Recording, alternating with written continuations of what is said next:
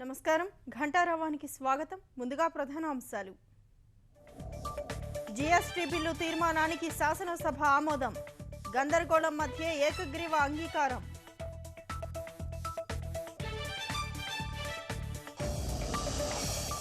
ప్రత్యేక హోదాపై ప్రకటనకు సిద్ధపడ్డ సీఎం చంద్రబాబు.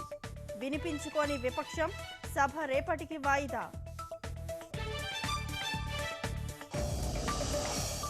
విపక్ష సభ్యుల తీరుపై తెదేపా భాజపా విస్మయం. దుస్సాంప్రదాయానికి తెరతీస్తున్నారని ధ్వజం.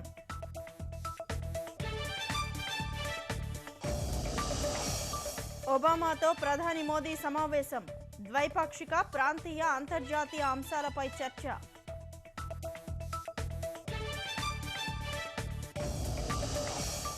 కశ్మీర్లో కర్ఫ్యూ 144వ సెక్షన్ పూర్తిగా ఎత్తివేత. కొనసాగుతున్న పోలీస్ పహారా.